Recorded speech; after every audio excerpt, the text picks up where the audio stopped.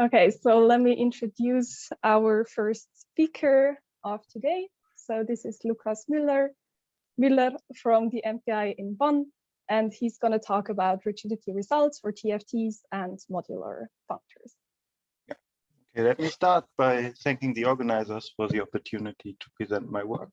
So I'm going to talk about joint work with Lukas Müller, which you can find on the archive, but I will focus on applications in topological quantum field series or field series and modular functors. I should also say, if you have any questions, feel free to ask at any time during the talk. Okay, so this is a brief outline of what I'm going to do. I will start with an introduction to functorial field series, which are one axiomatic approach to quantum field series. Then I will specialize to two-dimensional topological field series and also explain how modular functors, which encode the conformal blocks of a conformal field theory, fit into this framework. Then the third section will contain our main result, which is a connection. First of all, it's based on a connection between modular functors and cyclic algebras over a certain operand, which we classify in an arbitrary bicategory, which will then tell you something about the structure any modular functor has. And then at the end, I will talk a bit about how much information about the conformal blocks you can reconstruct from the cyclic framed algebra. Okay, let's start. So the functorial field series is one of what's supposed to be a axiomatization of parts of what a quantum field theory is, and it's based on the formal properties a path integral would have if it would exist. So in general, let me just set let me just start with some properties of a quantum field theory one has. So in general, one has some background structures one needs to write down the action, and those are in general not dynamical. So if you have, usually you have a metric, and then you can write something down like,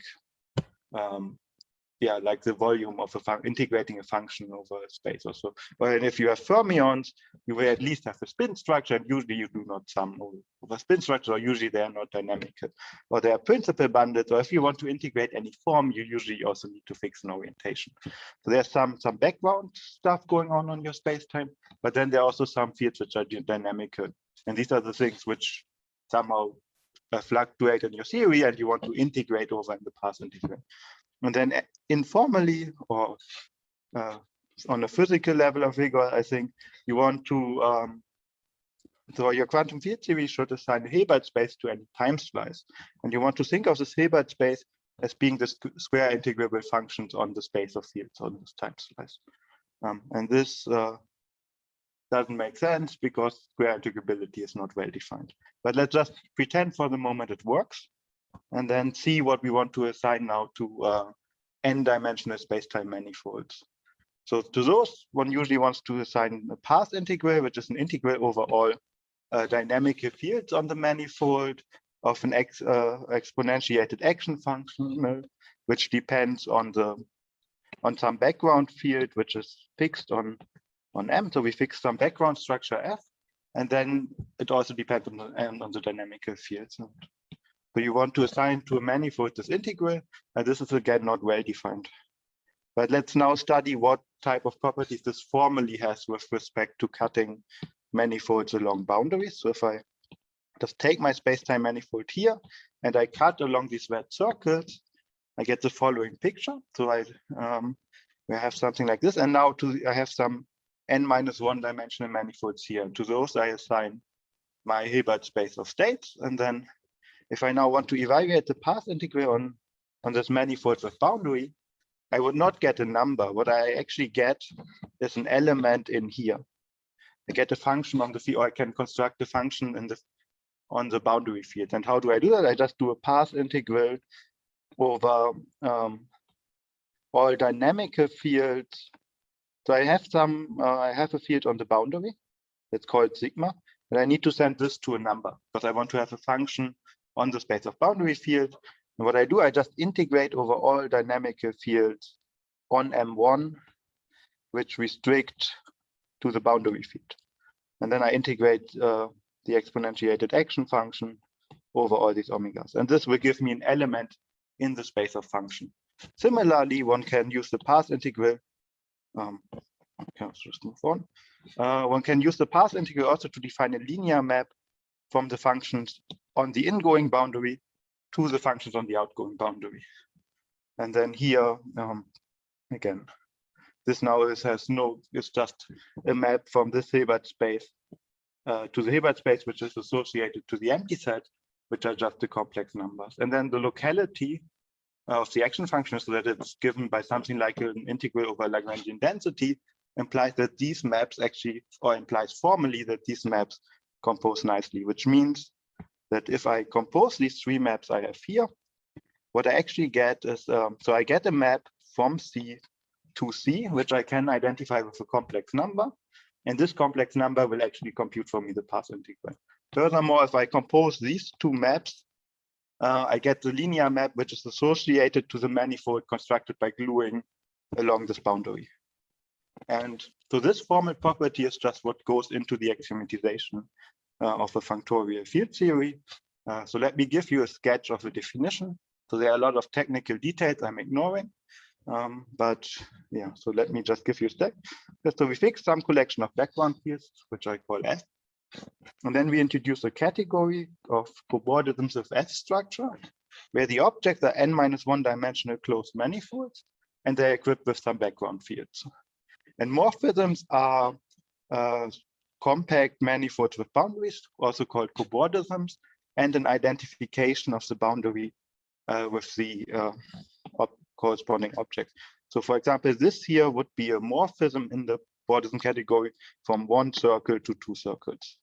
And everything needs to be compatible with the geometric structures. Composition is just given by gluing of manifolds, and this becomes symmetric monoidal by taking the disjoint union of manifolds. Then one can define a functorial field theory to just be a symmetric monoidal functor out of this category into the category of Hilbert spaces. And this gadget would then exactly assign a Hilbert space to any n-1 dimensional manifold and time evolution operations or linear maps to any n-dimensional manifold with boundaries. So this is really, and then it's compatible with disjoint union. So if I look at the disjoint union of two manifolds, I would assign to this the tensor product of Hilbert spaces. So this more or less models just a formal way of encoding the ideas I sketched before. Okay, let me give you a brief overview on what you can do with these things and what you maybe cannot. So what works are free field theories. So you can formulate free field theories in this language. Then the best studied case and also where the definition originally started is in the context of topological field theories, going back to the work of Atiyah. And I will talk more about that later on.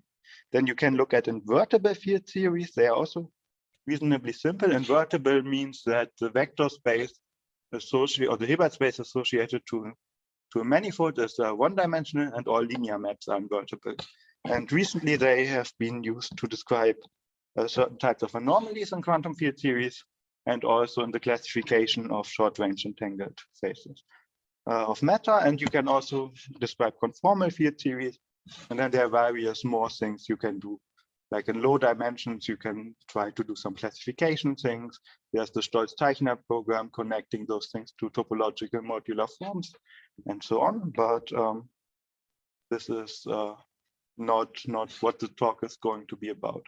So I'm now take this really general definition and specialize it to a topological context, because there's a lot of things simplify, and you can actually prove some theorems and be more precise. And it's also the higher structures contained in this definition are somehow most clearly formulated in the topological world, I would say.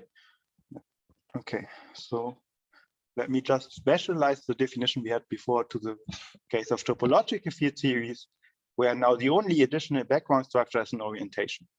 So we have this category of cobordisms, where the objects are n-1 dimensional manifolds, which are oriented, and morphisms are cobordisms like this. And now there's one subtlety I have ignored before.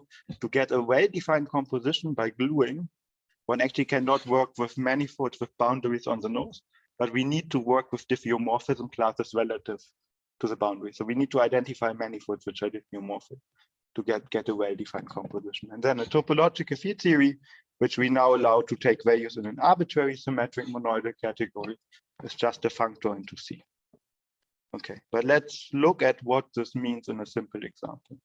In the example of a two-dimensional field theory, which takes values in vector spaces. So this functor on objects is completely determined by what it assigns to one circle, because all the objects are just disjoint union of circles, and to n circles, you just assign n, the tensor product of n elements.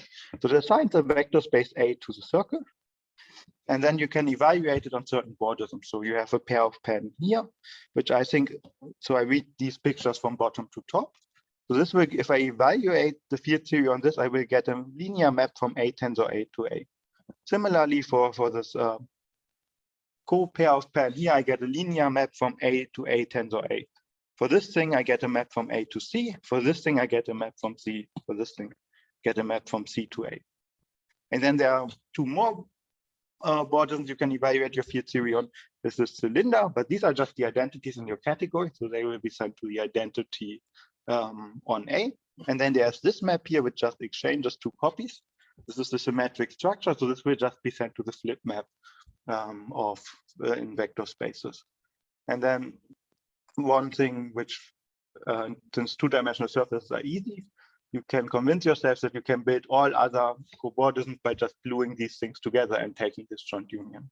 So this data completely specifies the field theory. However, there are some relations between these generators. So this data is not arbitrary, but it's constrained. So let us look at some of those constraints. One is the following here. I can look at these two ways of composing the multiplication. So I have the thing on the left and the thing on the right, and these things are actually diffeomorphic relative boundary. So my field theory should assign the same quantity to those, which means as an equation that this composition of linear maps, so where I multiply on the right and do nothing on the left, and then multiply both things, and the other thing where I multiply on the left and do nothing on the right, and then multiply both things, should agree. And this is an equation which lives in the maps from A tensor 3 to A. So I can evaluate it on a pure tensor in here. And I also can write the multiplication just as a, I can just write it as a dot, and then this becomes the usual associativity constraint. Similarly, you have a dual version of co-associativity for this co-product. And then using Morse theory, one can actually classify all relations one needs to generate the cobordism category. And these are the ones, the additional ones you need. So there's a unitality condition, which just tells you that the eta defines the unit. There's a co-unitality condition, which is completely dual to the other one. And then there are these two commutativity relations. So which tells you that the multiplication is commutative and the co-multiplication is also co-commutative. And then there's one compatibility relation between multiplication and co-multiplication called the Frobenius relation. And then an algebraic structure having this property is exactly what's called a commutative Frobenius algebra. So this means that two-dimensional topological field theories with values in vector space are classified by commutative Frobenius algebra. And this is has been a folklore for some time. Sometimes attributed to Dijkgraaf or Adams, and then Cork has written a detailed book about it on an introductory level. And the results I'm going to talk about later can be understood as a higher version of this result. That's one reason to state it. Okay. Now it's time to go to some more modern stuff. So far, and also some higher structures. So far we identified in our bordism category, we identified manifolds which are diffeomorphic, which had the advantage that we have a well-defined composition and the morphism spaces actually form a set. But for various reasons, this might be unnatural. For example, you might want to keep track on how they are diffeomorphic. So you want to somehow include these diffeomorphisms as additional structure, or if you are a topologist, you might object that bordisms more naturally form a topological space than a set. And one can use embeddings into R infinity to actually construct these these topologies. And so there are two in a certain sense, equivalent perspectives, which is that this Bordism category should actually be a topological category or a category internal to topological spaces.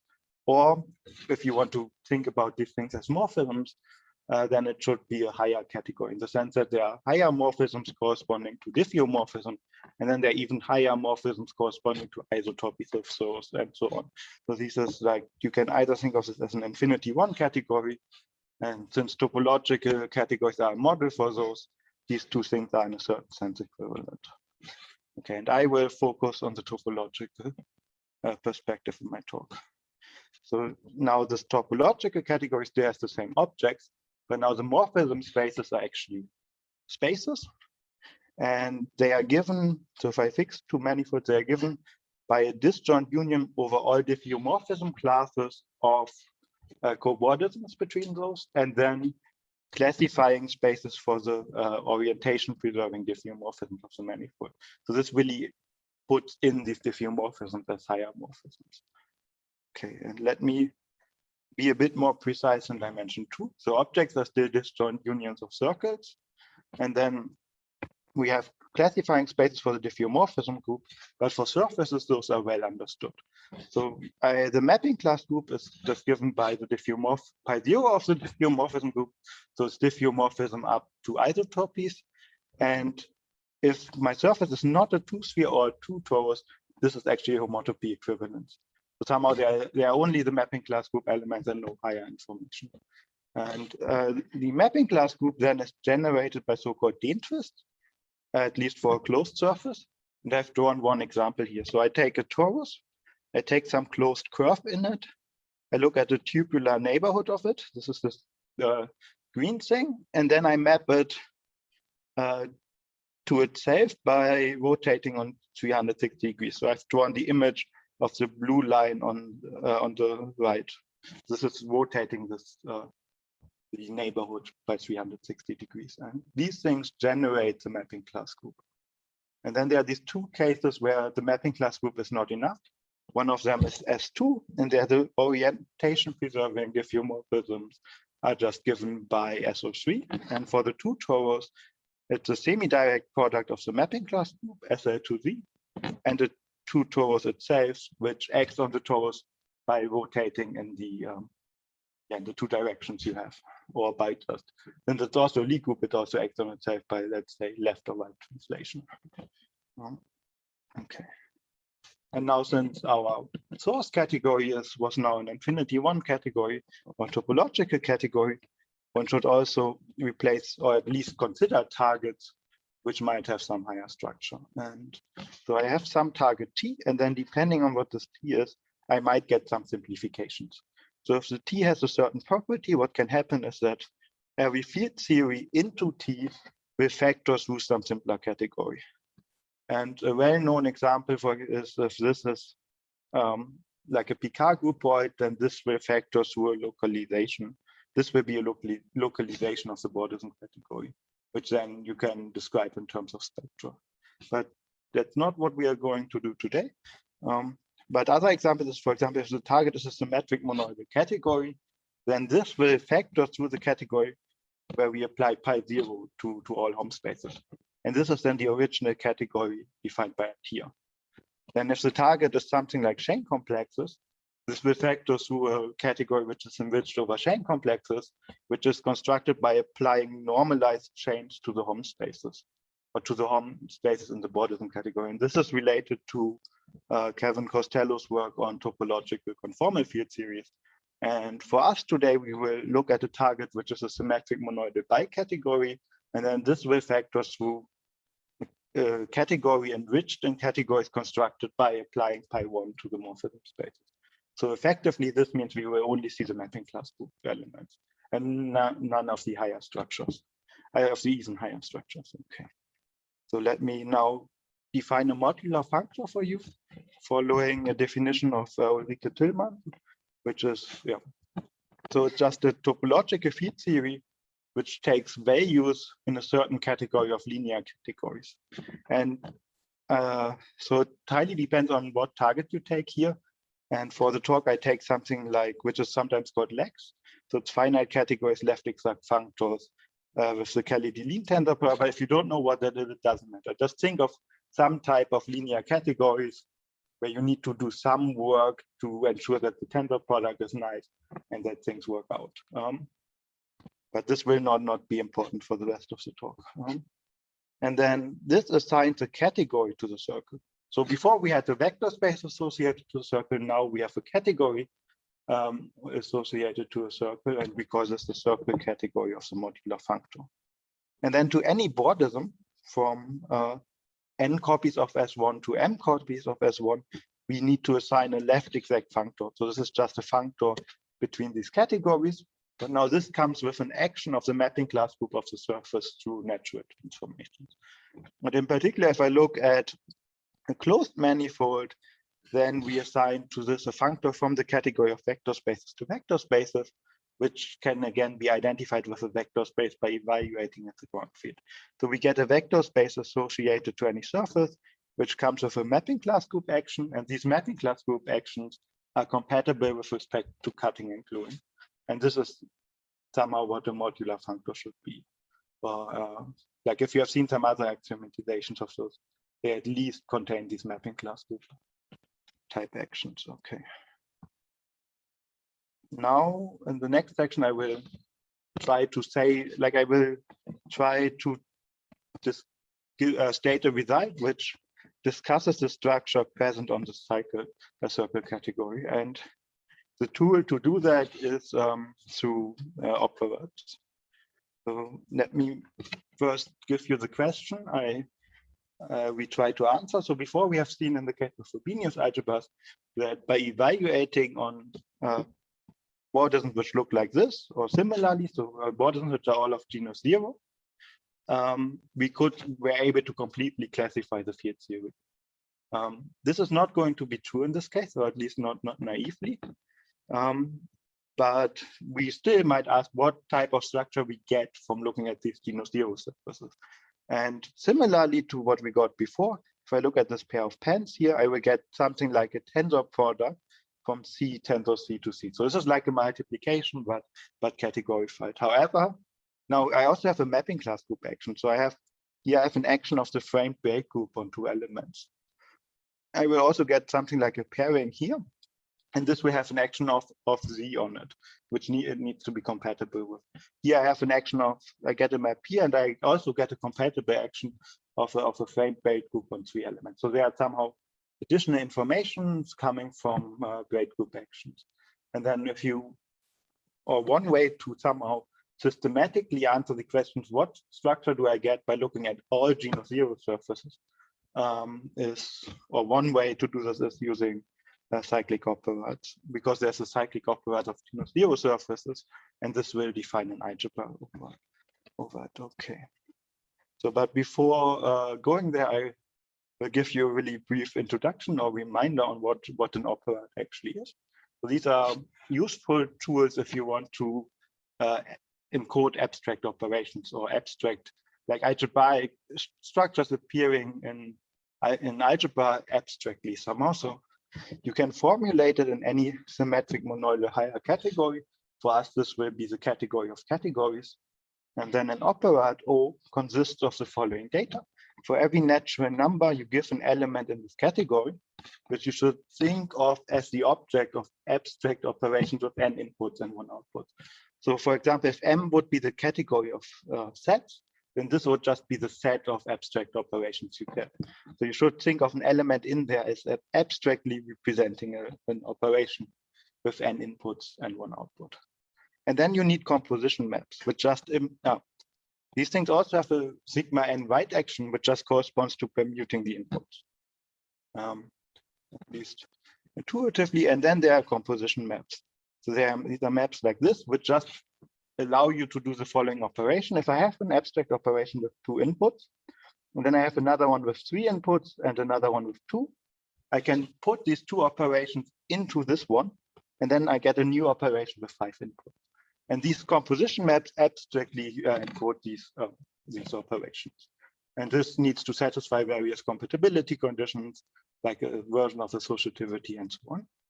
And now, if I have an operator in M, I can ask, can I represent it on a concrete object? So can I represent these abstract operations by concrete maps in some category?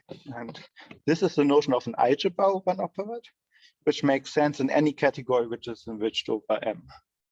And then this, because now I can fix an object A in this category, and then I can look, which needs to be symmetric monoidal. And then I can look at the space of morphism from A tensor n to A, and an algebra just is a map from ON into the space. So it's really realize the abstract operations by concrete maps defined on A. And we want this map to be sigma n equivariant, because I also have a sigma n action here by permuting the tensor factors. Okay. And now a cyclic operator is just one additional property we can do. We can somehow permute an input with an output. So we can take an output of an operation and say, okay, this is now an input, and some input will become an output, meaning that the sigma n action actually becomes a sigma n plus 1 action. And this can be achieved by just adding one additional permutation, which is a cyclic permutation. That's why they're called cyclic operators. And now if I want to talk about an algebra over a cyclic operator, the definition I have given you before naively doesn't work, because there's no sigma n plus 1 action on here. So I cannot require a map to be sigma n equivariant, n plus 1 equivariant, if I don't have an action on the side here. And the way around this is to introduce a non-degenerate pairing. Okay. And in a monoidal category, this is a map from A tensor A to the monoidal unit, such that there exists a co-pairing, so that there exists another map going from the monoidal unit to two copies of A, such that if I compose it with the pairing, I get the identity up to a natural isomorphism. And I also need to get the identity if I compose the other way. So I also have a relation which says that this is the identity. And then if I have such a pairing on A, I can do the following. I can take a linear map, I can take a morphism with 3 inputs and 1 output, and map it to this morphism with 4 inputs and the monoidal unit as an output. So I have an isomorphism like this. And now on this space, I have a sigma n plus 1 action. This allows me to define a cyclic algebra over the operator to just be an object with a non-degenerate pairing, which then comes with compatible sigma n plus 1 equivariance maps from ON to this space. And roughly speaking, a cyclic algebra is an ordinary algebra over the underlying operator together with a non-degenerate pairing, which is invariant under the cyclic permutation. And one example of those are symmetric Frobenius algebras, because there you have a pairing on a Frobenius algebra which has a certain invariance property with respect to cyclically permuting the elements. Okay. Now here's an example of an operator, which is the framed little disk operator, which later on I will relate to modular functors in a few slides. But first, let me just explain abstractly what this is. This is an operator which takes values in topological spaces. And the space of operations is given by embedding disks into a smaller disk into a larger disk. And these embeddings need to be given by a translation, a rescaling, or rotation. So for example, this would be an operation with 3 inputs.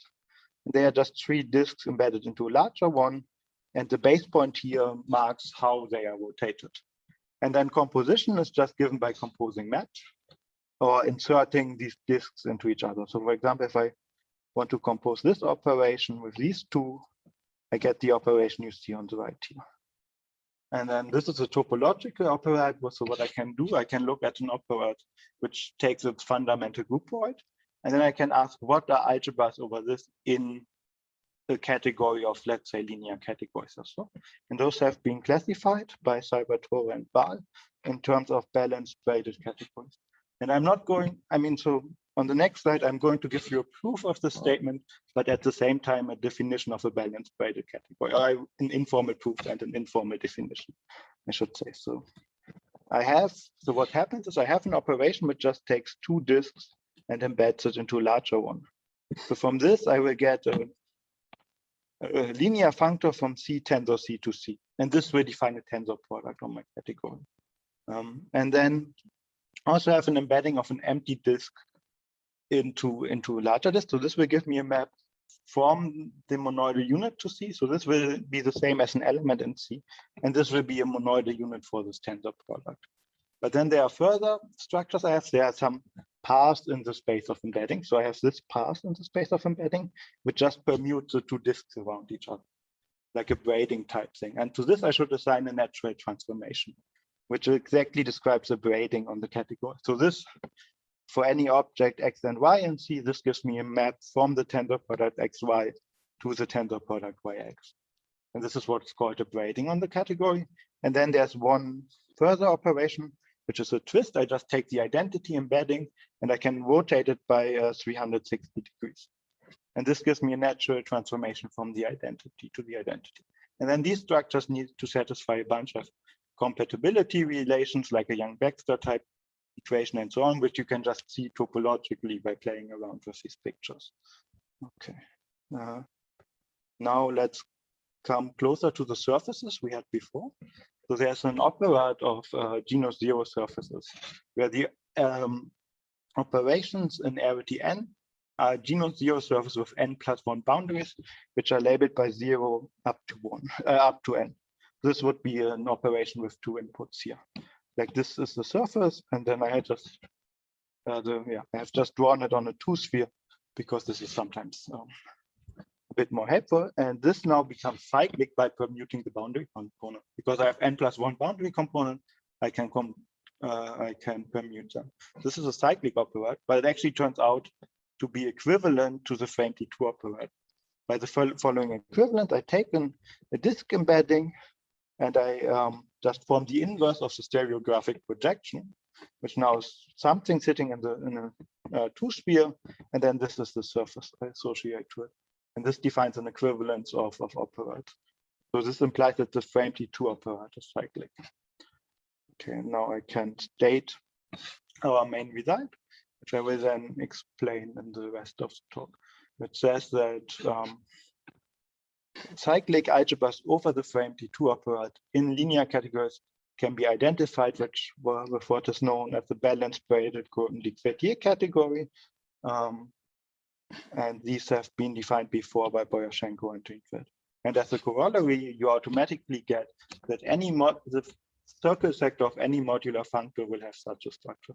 Because from a modular functor, you can extract a cyclic algebra over the surface operand by evaluating on genus zero surfaces, so you will exactly get the structure. And this is an extension of a result by Tillman and by Kirillov, which have obtained similar results in the case of semi-simple modular functors. And so what I will do in the last 10 minutes or so is just do the same as I did for the frame D2 algebra over the frame D2 operand, is to give a sketch of how you prove this, or an informal sketch of how you prove it, and give you the definition of what a balanced braided Grothendieck-Verdier category is at the same time. Okay, so let's start with that. I said, like, to have a cyclic algebra, you need to have a non-degenerate pairing. So we should understand non-degenerate pairings in the version of linear categories we work with. And that's actually not too bad. So they are all constructed in the following way. I fix an equivalent from C to C op. So C op is the same category where I reverse all errors. And then I can define a pairing on C by just using the Hom space in C. So I send x, y to the vector space of morphisms from dx to y. And this will define for me a pairing which is non-degenerate if this D is an equivalent. And the main example for us, and that's the example we are going to generalize later on, is coming from rigidity. So this is a symmetric monoidal category is rigid if every object has a right and left dual. And then if I take right duals, this will give a monoidal functor from C to C op, which then we get which also is an equivalent. So we get a corresponding pairing, which is the following one. So I take this Hom space, but using the properties of a dual object. These are maps from the monoidal unit into the tensor product of two elements. And this is what a Grothendieck-Verdier category is going to generalize. So there, the monoidal unit is going to be replaced by some other dualizing object. Okay, and then if you want to know how the co-pairing looks explicitly, you can write it down as a coend. But yeah, if you know what a coend, you might be happy about this formula, otherwise just ignore it. Okay, and now I can give the definition of a Grothendieck-Verdier category. So this is a monoidal category C, together with the choice of a dualizing object, which replaces the monoidal unit here. And then it has the property that these functors here are represented, which means that they are natural isomorphism from K hom into X tensor blank to the hom of dx into blank. And furthermore, we want this D to be an equivalence. Okay, so why should I expect such a structure when I have a cyclic algebra over the family 2 operator? For this, we need to understand what the cyclic permutation does to the tensor product. So this is the operation corresponding to the tensor product. And here I just cyclically permute the boundary components. But then you see that this is up to a slight rescaling, it's just the same operation, which means the tensor product is invariant under the cyclic permutation, which means that you need to get some coherent isomorphism which implements this invariance. So you get an isomorphism from the pairing, from a pairing like this to the pairing where you cyclically permute the inputs. And then we can do the following. We can set Z to be the monoidal unit. And we start here. So I have the pairing of 1 with X tensor Y. Now, by the result here, we can describe the pairing by some equivalence D. So I can write this as D of 1 paired with X tensor Y, and I just define K to be D of 1. And then, so this is what I get on the right here. And then I can evaluate what I get on the left if I set Z to be 1, and this is just the hom from dx to Y. So this is how I get the Grothendieck-Verdier structure from the cyclic structure. Good. And now, so this has somehow only concerned the associative part of the family 2 operator, but there was also this balancing and grading. So and there one can make the following definition. A balancing, so if I have a braided, so I have a Grothendieck-Verdier category, which is also braided. So I have something like this. I can put a balancing on it, which is a natural, it's the same as before, it's a natural automorphism of the identity. So for every X, I get a map from X to X, which satisfies the following 3 conditions. These 2 are just part of what it means to be a balancing. And then there's a compatibility condition with the duality. And so we get all the structure from the family 2 operator, from an algebra with the family 2 operator, but a priori there's actually more structure because the pairing is symmetric. So there's a symmetry of the pairing, which might be additional structure, and it actually turns out that this is not. And this goes through this following lemma. The following proposition is that if I have a balanced braided Grothendieck-Verdier category, I can use this to define a symmetry for the corresponding pairing. So the pairing of X and Y was given by this hom space here, and the other one is the hom space here. And what I can do is I can use the inverse braiding to go here, and then I can use a twist on one of these legs. And this will define for me a symmetry for the pairing. And the statement is now that somehow the geometry of the family 2, of the cyclic structure on the family 2 operator exactly enforces this compatibility between the symmetric pairing we already had and the one constructed from the Grothendieck-Verdier structure, meaning that this is no additional data. And this can be seen as follows. So I have drawn the braiding here a bit more schematically. And then if I cyclically act on it, I actually get the inverse braiding and an inverse twist on one of the legs. So this is exactly what we used here. And then with some work, one can show that this will, that this will actually enforce this condition. Okay, and now in the last 4 minutes or so. Yeah, I just wanted to say we did start a bit like some minutes late. So yeah, take say another 5 minutes. Okay. Yeah, so I will just briefly talk about the question, what can we now, how much information about the modular functor is encoded in the cyclic algebra? I mean, a cyclic FMT2 algebra and vector space would just be a symmetric Frobenius algebra, a commutative Frobenius algebra. So we have seen that this contains all the information about the 2D field theory, but for a modular functor, this in general is not true. And so there's a way to exactly say how much information about the modular functor is encoded in the cyclic FMT2 algebra. And this, to talk about this, I need to define what a Handel body is. So a Handel body is just a three-dimensional manifold obtained by gluing together three-dimensional bonds. So for example, you have this genus 2 surface, and if you fill it in R3, this would be a Handel body. And then you can define a Handel body group, which are just the safe diffeomorphisms up to isotopy.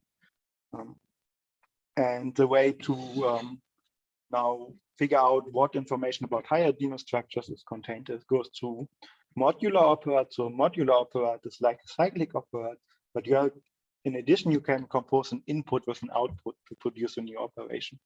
So, and if you do that to a genus 0 surface, you glue two disks together, you get a genus 1 surface. So a modular operand somehow has also higher genus operations built in from construction, and one can form a modular operand from Handel bodies by taking as operations Handel bodies with marked disks in the boundary. And furthermore, one can take a modular operand, forget that it is the modular operand and just consider it as a cyclic operand, and then this emits a derived left adjoint, which has been called the modular envelope by Costello, and Gian Siracusa has computed this for the FMT2 operand, and what you get is the Handel body operand with some exceptions. So there's something going wrong if the genus and the number of boundary components are either 0 and 0 or 0 and 1 or 1 and 0. So there's something going wrong for the 2 sphere, a sphere with 1 boundary component, the solid torus. I'm not going to go into any further details here, but this somehow tells you that if you freely complete the cyclic FMT2 operand to a modular operand, you will get the Handel bodies. And this means that the cyclic algebra will actually extend to a modular algebra over the Handel body operand up to this small technical difficulties here. Then you get Handel body group representations from any cyclic, from any balanced braided Grothendieck category, which are somehow interesting on their own. And the vector space they act on are these morphism spaces here, which you might find interesting if you have seen like something like Lukashenko's mapping class group representations.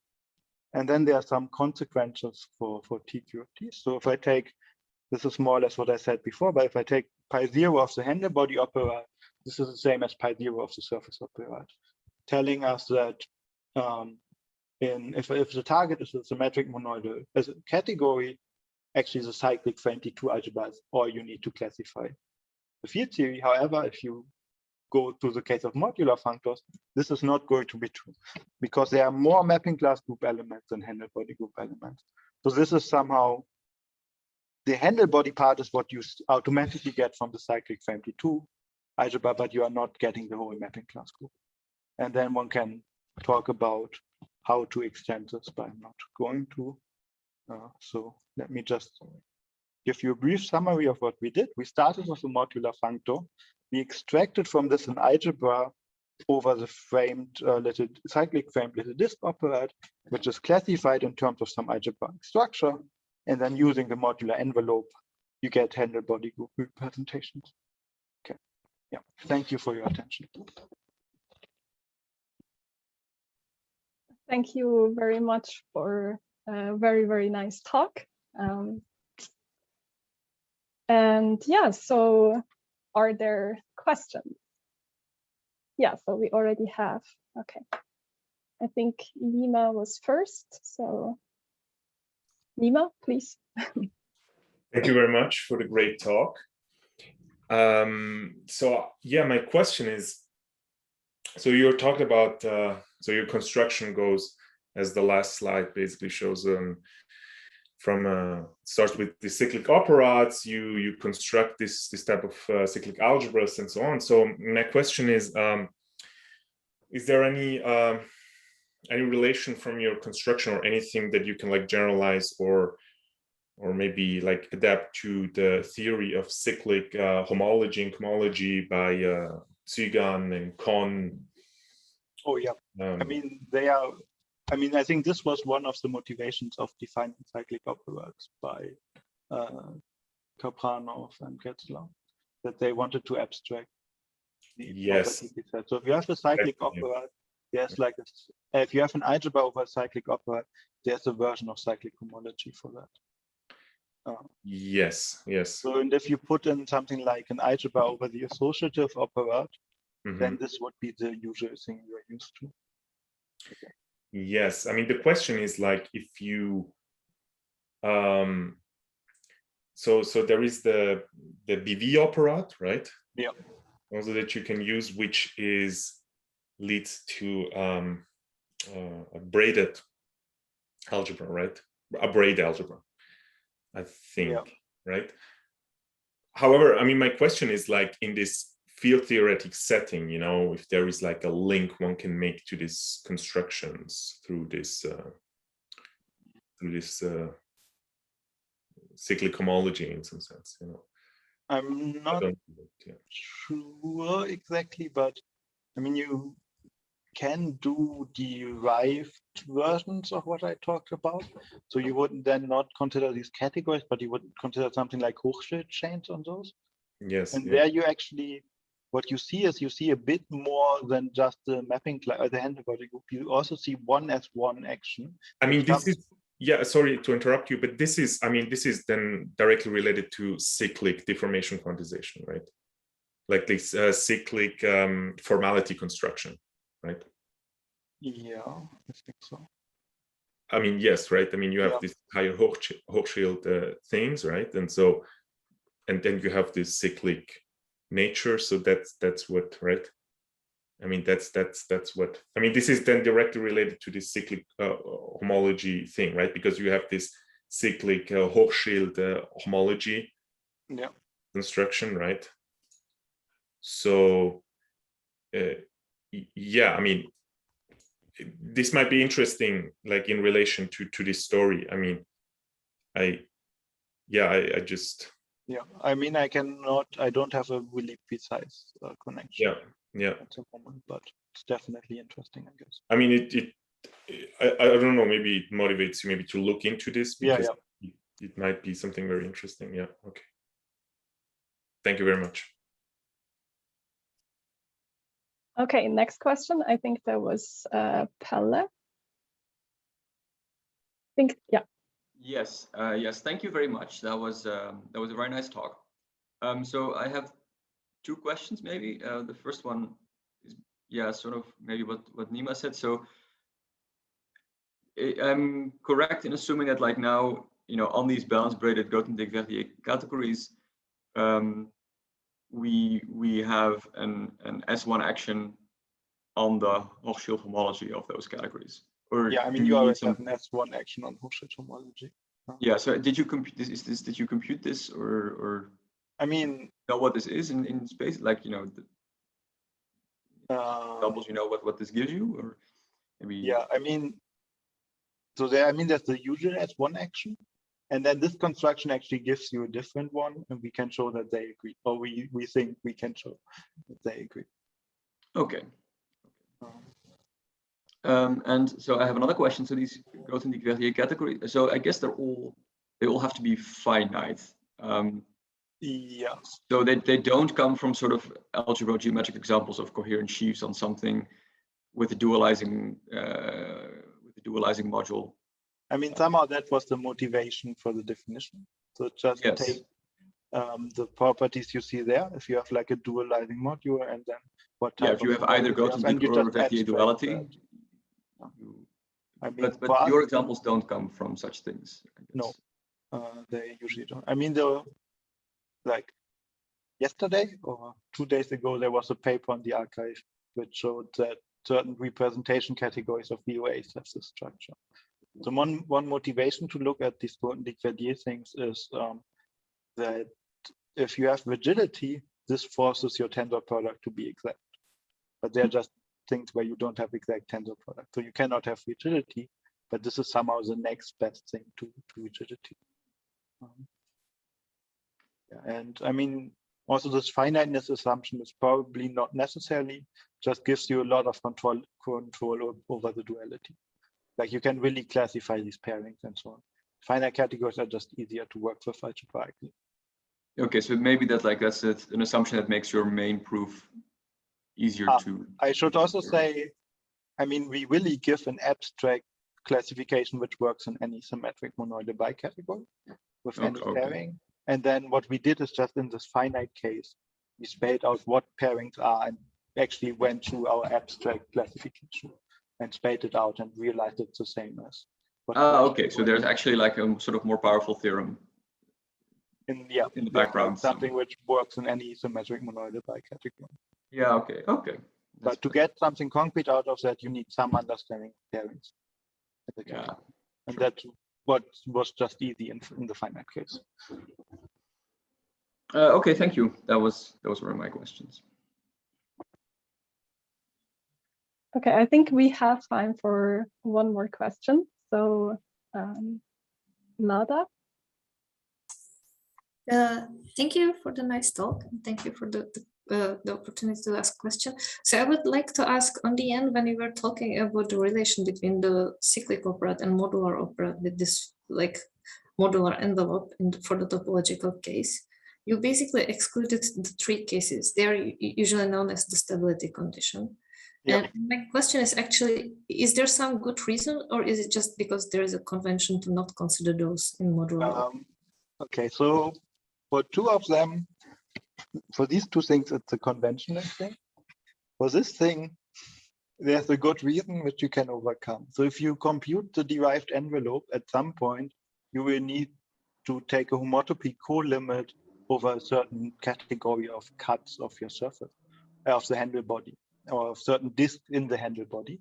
And this is contractible as a category in all cases except for the solid torus. So if it's not contractible, it's harder to take the homotopy co-limit. And then what we also do in ongoing work is just to compute this homotopy co-limit and then actually show that if your target is a bicategory, it doesn't matter. Then you also see the torus. So you actually see it, it's just a bit harder. And in general, the thing you take the co-limit over is something like Siegel's cyclic category lambda. So this is also where you get the cyclic action from. Yeah. And the other two, I think, are just the conventions thing. Thank you.